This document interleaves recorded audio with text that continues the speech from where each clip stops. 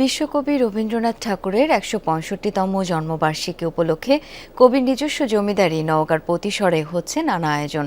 দিনব্যাপী থাকছে আলোচনা সভা ও সাংস্কৃতিক অনুষ্ঠান। শান্তি ও মানবতার কবি রবীন্দ্রনাথ, এই প্রতিপাদ্যে বিশ্বকবির জীবনী ও সৃষ্টিকর্ম তুলে ধরা হবে আয়োজনের মাধ্যমে। উৎসব ঘিরে নাগর নদের তীরে বসেছে গ্রামীণ মেলা। পতিসরে ভিড় জমিয়েছেন কবির ভক্ত অনুরাগীরা। প্রশাসনের পক্ষ থেকে রয়েছে কয়েক স্তরের নিরাপত্তা ব্যবস্থা। এছাড়া সিরাজগঞ্জের শাহজাদপুরে রবীন্দ্র কাছারি বাড়ি ও কুষ্টিয়ায় কুঠি বাড়িতে আলোচনা সভা সহ রয়েছে সাংস্কৃতিক পরিবেশনা। বাংলা সাহিত্যের সব শাখায় অসামান্য অবদান রাখা কবিগুরুর কবিতা ও গানে প্রাণ ঐশ্বর্যে পূর্ণতা লাভ করেছে বাংলার রং রূপ গন্ধ। ধরা দিয়েছে বাঙালির আবেগ জীবনবোধ। শতাব্দী পেরিয়েও বাঙালির হৃদয়ের প্রতিটি স্পন্দনে আছেন বিশ্বকবি।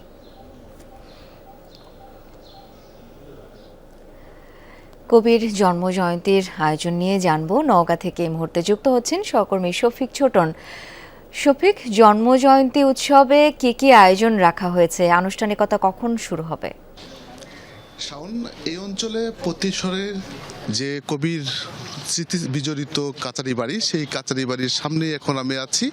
এখানে সকাল 10টায় আনুষ্ঠানিকতা শুরু হবে এবং দিনব্যাপী নানা কর্মসূচি রয়েছে। তার মধ্যে উল্লেখযোগ্য হচ্ছে আলোচনা সভা এবং সাংস্কৃতিক অনুষ্ঠান, এছাড়া গ্রামীণ মেলা বসেছে।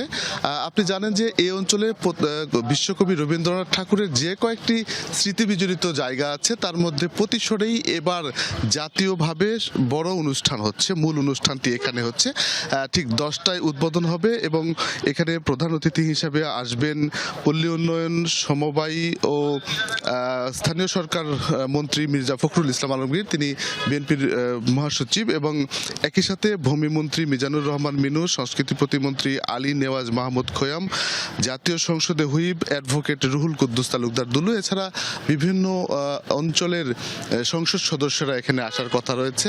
এর পাশাপাশি রবীন্দ্র ভক্ত, অনুরাগী, সাহিত্যিক, কবি, গবেষক এবং যারা রবীন্দ্রনাথকে ভালোবাসেন, তার সৃষ্টিকর্মকে ভালোবাসেন, তারা এখানে ছুটে আসছেন। এরই মধ্যে কিন্তু তার যে ভক্ত অনুরাগী, তারা ছুটে আসতে শুরু করেছেন এবং তারা আশা করছেন এবছরের যে জন্মজয়ন্তীর অনুষ্ঠান, সেটি কিন্তু একটি মিলন মেলায় পরিণত হবে।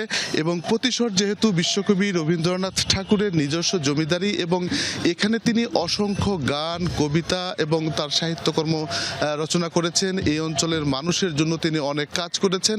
তিনি যে মানবতাবাদী কবি এবং তার যে সফলতা, সেই সফলতার গল্পগুলো এখানে তুলে ধরবেন আলোচকরা।